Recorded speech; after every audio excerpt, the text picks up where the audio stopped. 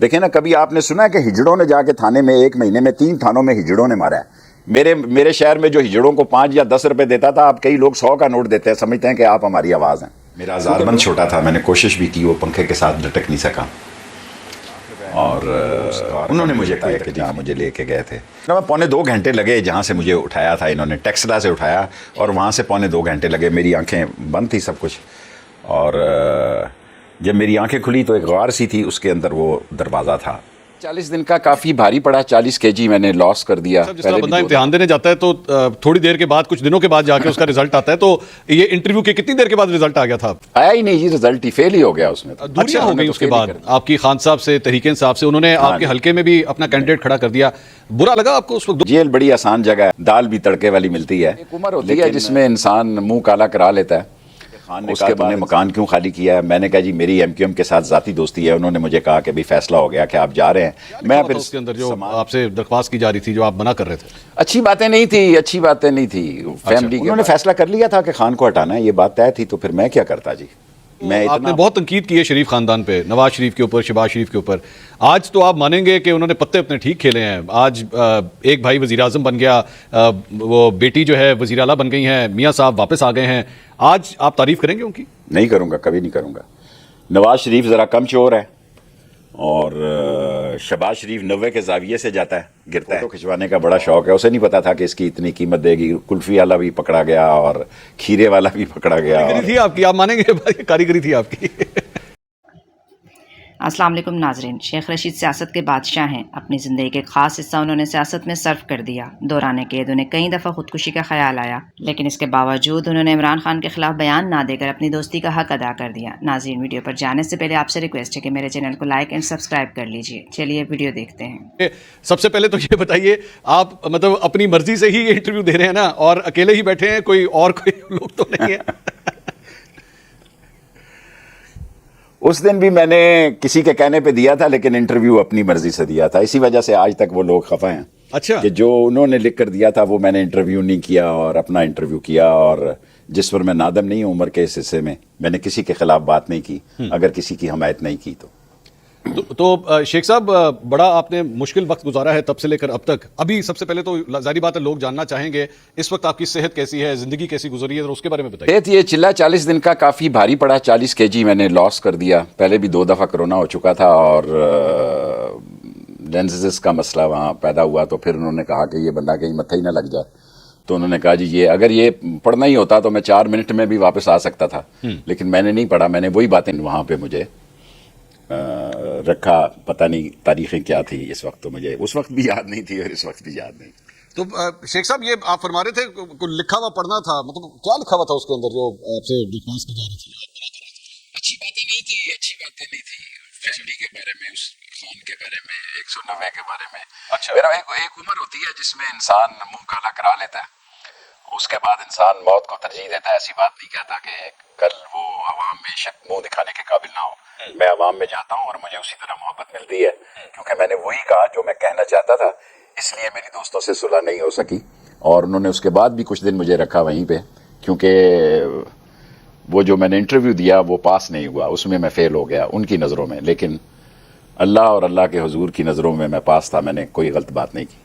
तो वो आपको, वो शेख साहब, जिस तरह बंदा इम्तिहान देने जाता है तो थोड़ी देर के बाद, कुछ दिनों के बाद जाके उसका रिजल्ट आता है, तो ये इंटरव्यू की कितनी देर के बाद रिजल्ट आ गया था आपका?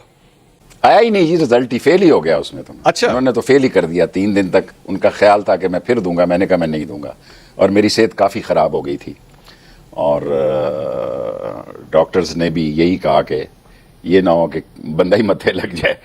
तो 3 दिन और रखा उन्होंने इस केस पे कि शायद मैं वो इंटरव्यू में कोई तब्दीली क्यों। मैंने जेर ज़बर कोई तब्दील नहीं किया, जो कुछ कहा उस पर कायम है, और उस पर मुझे फ़ख्र है। लेकिन शेख साहब, ये बड़ी बात है कि आप आज भी अपनी उस बात के ऊपर कायम है, लेकिन दूरियां हो गई उसके बाद आपकी खान साहब से, तहरीक इंसाफ से। उन्होंने आपके हल्के में भी अपना कैंडिडेट खड़ा कर दिया। बुरा लगा आपको उस वक्त? दुख हुआ? मैं तो जेल में था, क्योंकि मुझे ये पता लग गया था कि इलेक्शन में मैं जेल में हूँगा। जेल बड़ी आसान जगह है, जेल से तो समझ लें इशरत कदा है, ससुराल का घर है, हर चीज़ दाल भी तड़के वाली मिलती है। लेकिन मैंने नहीं इतना महसूस किया। मैं 17 दफ़ा वज़ीर बन चुका था, एक आम सा आदमी था, और लंदन में बैठकर जिन्होंने वो जुल्फ़ी बुखारी वगैरह और कुछ मकामी लोगों ने जो कुछ किया वो मेरे हक में ही चला गया। मैं बेहतर फील करता हूँ अगर मैं फिर एक्टिव हो जाता तो यकीनन, क्योंकि मैं 3 दफ़ा जेल गया, जेल तो मैं 7 साल भी काट चुका हूँ और अब भी मैं चाहता हूँ 2 साल हो गए हैं, केसेस लगे हुए हैं। और मैंने कल चीफ जस्टिस साहब से अपील की है कि खुदा के लिए अदालतें छोटी पड़ गई हैं, 500-500 केसेस हैं लोगों के, मुलजमों के, और वो बेचारे गर्मियों में मर रहे हैं और बेगुनाह लोग हैं। इस ईद पे आम माफ़ी दी जाए और ख़ासकर लाहौर की ख़वातीन को तो ज़रूर माफ़ी दी जाए, आलिया को और जो हमारी हेल्थ मिनिस्टर थी और हमजा को। हाँ सनम जी डॉक्टर यास्मीन राशिद भी। हाँ, तो बेचारी ये कुछ झांसी की रानी तो नहीं है, ये आम औरतें हैं। क्या किया? अगर किसी ने इस 9 मई को कोई गलत काम भी किया, उस बेचारे ने किसी को नुकसान पहुंचाने के लिए नहीं किया। आजकल ये वीडियो में आने का बड़ा शौक है, फोटो खिंचवाने का बड़ा शौक है। उसे नहीं पता था कि इसकी इतनी कीमत देगी। कुल्फी वाला भी पकड़ा गया और खीरे वाला भी पकड़ा गया, और अभी पिछली ईद पे कुछ बेचारे रेडियों वाले और कुल्फियों वाले रहा हुए हैं। सो मैं ये समझता हूँ कि 80% लोग बेगुनाह हैं और केसेस जो हैं वो पता नहीं। बेनज़ीर शहीद जो है ज़हीन औरत थी, उसने चंद दिनों में मुझे सज़ा की। कोर्ट मार्शल, मैंने कोर्ट मार्शल भी देखा याह्या खान का, लेकिन वो बहुत अच्छे लोग थे। और इस वक्त भी मैं चिले में किसी ने मुझसे ज़्यादती नहीं की। ये नहीं कि मैं कंपनी की मशहूरी के लिए कहूँ कि जनाब अली मुझ पर अज़ाब था, कोई अज़ाब नहीं था। काट आया। जो चीज़ अल्लाह ताला हिम्मत दे, आपको हौसला हो, और सारी चीज़ें हौसले की होती हैं।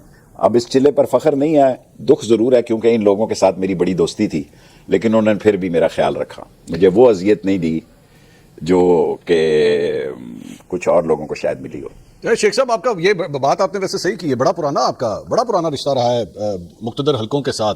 ये कि आपके ख्याल में कौन सा वो एक पॉइंट था जहां से आपकी और खान साहब की दूरियां शुरू हो गई? वो कौन सा एक नुक्ता कौन सा था जहां से स्टार्ट हुएगा? खान साहब की मुक्तदर हलकों में तो फासला देखें, खान साहब का तो बाजवा के दौरान ही बात शुरू हो गई थी। जब हमारे खिलाफ वोट ऑफ नो कॉन्फिडेंस हुआ, मैंने अपना मकान पहले खाली कर दिया। मुझे खान ने कहा तूने मकान क्यों खाली किया है? मैंने कहा जी मेरी MQM के साथ ज़ाती दोस्ती है। उन्होंने मुझे कहा कि भाई फैसला हो गया कि आप जा रहे हैं। मैं फिर सामान ये किराए के घर में लाना था, तो फिर मैंने कहा जी मैं पहले शिफ्ट हो गया हूँ। अच्छा, तो दूरियां तो शुरू हो गई थी पहले ही, पता था कि हम जा रहे हैं और कोई और आ रहा है। और मैंने बहुत पहले कहा दिया था कि शहबाज शरीफ आएगा। लोगों ने मेरा मजाक उड़ाया। मैंने तो नहीं कहा, एजाजुल हक ने कहा कि वो गाड़ी की डिग्गी में बैठ के जाता था, मैंने नहीं कहा। और एजाजुल हक ने कहा कि मैं अपने बयान पे कायम हूँ। अकेले शेख साहब, या कोई बात करने वाला कोई था, किसी से कोई हम कलाम या कोई गुफ्तगू होती थी? अकेले? बिल्कुल अकेले, बिल्कुल। जो लोग वहां आते थे उन्होंने भी अपने भेस और अपनी शक्लें बदली हुई थी। लाख रुपया इनाम दूंगा जो उस गार का मुझे बताया कि जहां मुझे लेके गए थे। मैं 2.25 घंटे लगे जहां से मुझे उठाया था इन्होंने, टेक्सला से उठाया, और वहां से 2.25 घंटे लगे। मेरी आंखें बंद थी सब कुछ, और जब मेरी आंखें खुली तो एक गार सी थी, उसके अंदर वो दरवाज़ा था। 7-8 दिन बाद कोई अफसर आते थे, उनका तो एक ही सवाल था, और तो उनका कोई मेरे से काम नहीं था, मेरे पे तो कोई ऐसा मसला नहीं था। एक दिन उन्होंने मुझे किसी जगह बाहर निकाला और एक चर्चल का सिगार दिया। उन्होंने कहा सिगार पीने के बाद प्लीज़ आप इंटरव्यू ये बातें कह दो। मैंने यूं करके सिगार फेंका, आधा मैं पी चुका हुआ था, और उनको कागज़ दे दिए कि बाद में वो कागज़ तय हुआ कि मैं ये पढ़ूंगा प्रेस कॉन्फ्रेंस में। तो मैंने कहा 2 मैं पढ़ूंगा। टूटने से पहले कोई मैं बड़ी गलत काम कर जाना चाहता था। ऐसी बातें भी सोचता था कि मेरा ज़ारबंद छोटा था, मैंने कोशिश भी की, वो पंखे के साथ लटक नहीं सका।